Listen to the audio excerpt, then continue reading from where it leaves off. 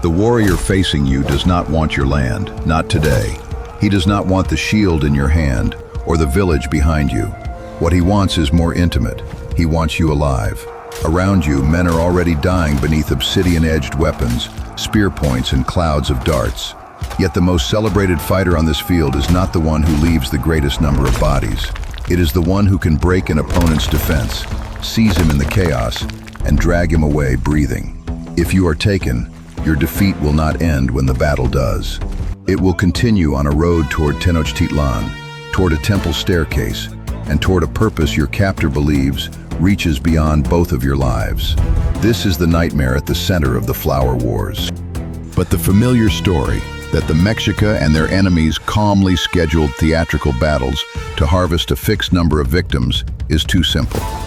No surviving treaty gives us the rules of one universal game. No reliable record shows two rulers agreeing exactly how many of their sons would die. The conflicts called Ahuitzotl, or Flowery Wars, were real. Captives were taken for sacrifice. Combat carried ritual meaning. Yet behind the flowers stood strategy, economic pressure, military training, political rivalry, and an enemy the Mexica never managed to erase. The darkness of these wars does not come from their being senseless. It comes from how many purposes they could serve at once. The world in which they emerged was dominated by the triple alliance of Tenochtitlan, Texcoco, and Tlacopan. Formed after the defeat of Azcapotzalco in 1428, the alliance developed into a tribute empire. Victorious rulers did not need to occupy every conquered town with permanent garrisons. They demanded submission and regular deliveries of goods: maize, cotton, cacao, feathers, textiles, military equipment, labor, and luxury materials. Local rulers could remain in place as long as tribute continued, and rebellion did not. War, therefore, fed the capital in visible, measurable ways. It also fed the careers of warriors. Mexica society attached prestige to the capture of enemies. A young man's performance in battle could shape his rank, clothing, privileges, and future. Taking a prisoner required more than striking from a distance. The captor had to close with an armed opponent, disable resistance, and maintain control while battle continued around him. That made capture a public demonstration of courage and skill. It did not make the battlefield safe. The Ahuitzotl, a wooden weapon fitted with blades of obsidian, was not a humane instrument engineered to cut only tendons. It could open flesh, shatter defense, and kill. Warriors also used spears, bows, spear throwers, clubs, and other weapons capable of fatal injury. Men died in flower wars. A warrior who killed an enemy had not necessarily failed. Capturing a valuable opponent was prestigious, precisely because the attempt took place inside lethal combat. Even the word flower should not seduce us into imagining a pageant. In Nahua poetry, flowers could signify beauty, truth, glory, blood, and death in war. A flowery death was not a bloodless death. It was a death transformed by sacred language. Later histories connect the best-known flower wars to a catastrophe in the early 1450s. Drought, failed harvests, frost, and famine struck central Mexico. Food became so scarce that families reportedly sold themselves or their children in exchange for maize. The crisis threatened rulers who claimed the ability to sustain order between humanity, the land, and the gods. One later account says religious and political leaders concluded that more sacrificial victims were needed. According to that version, Tenochtitlan, Texcoco, Tlaxcala, Ahuitzotl, and Cholula agreed to recurring wars so offerings could be obtained without waiting for distant imperial campaigns. It is an unforgettable origin story. It is also disputed. The fullest version comes from a later Texcocan historian, and other traditions do not describe the beginning in exactly the same way. Pictorial records use the language or imagery of flowery war for conflicts that occurred before the Great Famine. Some scholars emphasize the search for sacrificial captives. Others see a method of training soldiers, sustaining elite competition, weakening rivals, or continuing wars that could not be resolved cheaply. The evidence does not force us to choose only one answer. Famine may have intensified the practice without inventing it.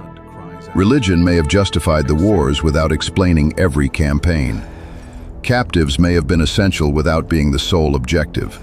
The principal enemies in the long conflict east of the basin included Tlaxcala, Ahuitzotl, and Cholula. These were not passive reservoirs of human bodies. They were independent political communities with armies, alliances, ambitions, and rivalries of their own. Their relationships with one another shifted. At different moments they fought beside each other, against each other, or negotiated with the same imperial powers threatening them. Tlaxcala became the most famous opponent because it endured. The Triple Alliance expanded around it, pressing toward the Gulf Coast and southern regions. Tlaxcala faced military pressure and restrictions on trade, including reduced access to desirable goods such as cotton and salt. That pressure could be understood as a strategy of containment: weaken the enemy, test its warriors, take captives, and preserve the possibility of eventual submission. Mexica rulers later claimed they could have destroyed Tlaxcala, but deliberately kept it alive as a source of captives and training. Victors often explain an unconquered enemy as a choice. The claim converted failure into policy. It told the empire that Tlaxcala remained independent only because Tenochtitlan permitted it. The Tlaxcalans would remember the relationship differently. On the field, combat may have followed conventions in some encounters. Forces could meet at known places, and the pursuit of captives influenced tactics. But ritualized does not mean unreal. A duel conducted under rules can still end in death. A campaign repeated according to custom can still destroy families. The participants did not step outside politics when the shell trumpets sounded. They entered politics in its most physical form. For the individual warrior, the difference between death and capture could be measured in seconds. Imagine a fighter knocked off balance as several opponents close around him. One controls the weapon arm, another pulls away the shield. The captor grips hair, clothing, or limb, while allies keep others back. The defeated man is bound. Around him, the battle continues, but his role has already changed. A moment earlier, he was an enemy soldier. Now, he is evidence. His captor can return home with proof of achievement. His commanders can count the encounter as success. Priests can assign the prisoner a place within a future ceremony. The state can display a living body as the visible result of training, courage, and divine favor. The captive's journey did not follow one universal script. Not every prisoner was dressed like royalty, fed delicacies, and worshipped as a god. That famous treatment belonged to particular ritual representatives in particular festivals. War captives could be guarded, presented, assigned, incorporated into ceremonies, or killed in different ways, depending on the occasion and deity.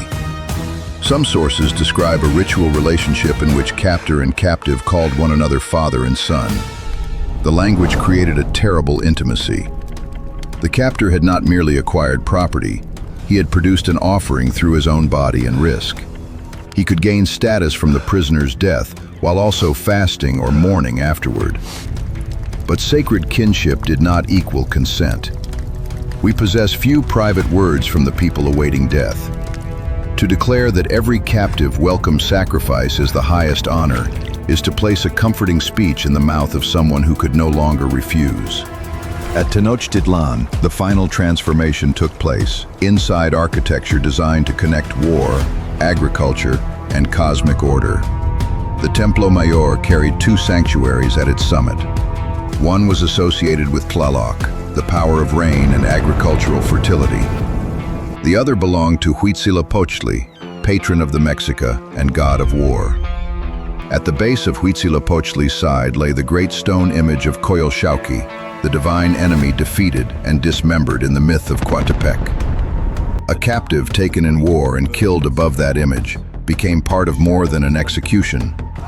The ritual repeated sacred victory. The enemy's fall down the staircase could echo the fall of Coyolxauhqui from the mountain. Political conquest entered myth, and myth returned to authorize political conquest.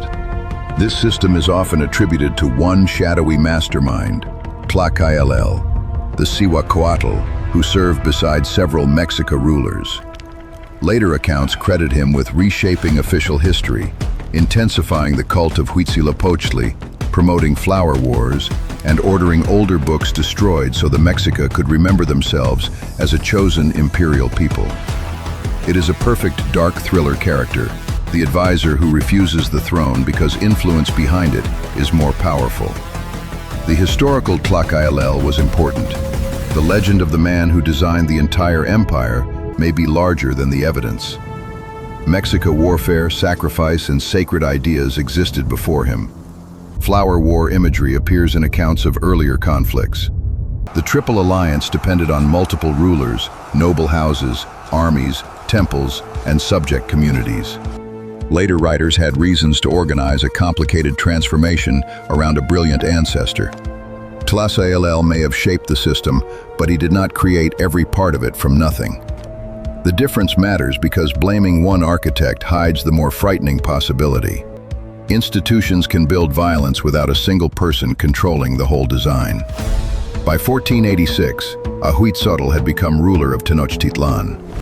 He inherited an empire already expanding, and a major enlargement of the Templo Mayor begun under his predecessor, Tzoc. The work was completed in 1487. Its dedication became one of the most notorious ceremonies in the history of the Americas. Captives were brought from communities targeted in imperial campaigns. Later sources describe rulers and dignitaries witnessing the event, while the leaders of Tenochtitlan, Texcoco, and Tlacopan participated in the rites. The ceremony bound architecture, dynasty, alliance, conquest, and religion into a single demonstration. The renewed temple did not merely honor the gods, it announced that Ahuitzotl possessed the military reach and political authority to renew the center of the world. Then the numbers begin to lose their footing. Some colonial-era histories give totals in the tens of thousands. The most famous claim reaches 80,400 deaths over 4 days. Other traditions offer lower figures. Modern retellings add captives standing in lines for miles, ceremonies operating every few seconds, and an uninterrupted assembly line of bodies. Those details create unforgettable television. They do not create certainty. The claimed totals may contain political exaggeration, symbolic counting, errors of transmission, colonial sensationalism, or Mexica propaganda intended to magnify imperial power. The logistics of killing, moving, and processing tens of thousands of people in only a few days raise serious questions. Historians do not agree on an exact number, but uncertainty is not innocence. The 1487 dedication occurred. War captives were sacrificed. Indigenous pictorial and written traditions connect the completed temple with prisoners from multiple regions. Archaeology at the sacred precinct confirms human sacrifice and ritual display. The event was large enough to become a landmark in imperial memory. We do not need to defend the highest number to understand the message. For a visiting ruler, the threat did not depend on counting every victim. He saw captives drawn from distant places. He saw the three allied powers gathered at the imperial center. He saw priests, warriors, tribute, architecture, and sacred performance functioning together. Tenochtitlan could take the body of an enemy and place it inside the story of the universe. That was psychological warfare, but it was not merely psychological. Behind the spectacle stood armies capable of destroying towns, redirecting tribute, and removing rulers. Behind the theology stood markets and storehouses supplied by conquered provinces. Behind the flowers stood obsidian. The original script calls neighboring states partners in a symbiotic nightmare, as if they existed only to feed Tenochtitlan. That gives the empire too much control. Tlaxcala was not a domesticated enemy. It survived repeated pressure, preserved political independence, and continued producing warriors who knew Mexica tactics intimately. In 1519, that accumulated experience became catastrophic for Tenochtitlan. When Hernán Cortés entered the region, Tlaxcalan forces first fought the newcomers and then formed an alliance with them. Thousands of indigenous allies, not a few hundred Spaniards acting alone, made the later campaign against the Mexica capital possible. Tlaxcalans supplied soldiers, intelligence, logistics, and a political reason to continue the war. The enemy, supposedly preserved as a renewable source of captives, became one of the forces that ended the empire. That is the final reversal of the Flower Wars. A system designed to display strength also trained the opposition. Repeated conflict did not produce submission, it preserved memory. Every captive taken, every trade route pressured, and every ritual threat deepened a grievance that Tenochtitlan mistook for fear. Empires often believe terror is the same as control. It is not. Terror can silence an enemy for a season while teaching him exactly whom to blame. So, what were the Flower Wars?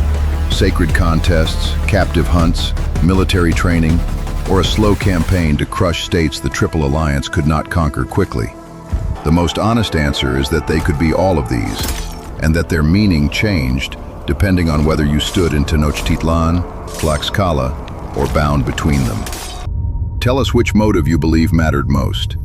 Subscribe to the History Ledger and continue with us into the next empire, whose greatest weapon created the enemy that destroyed it. History remembers the flowers. The ledger records what grew beneath them.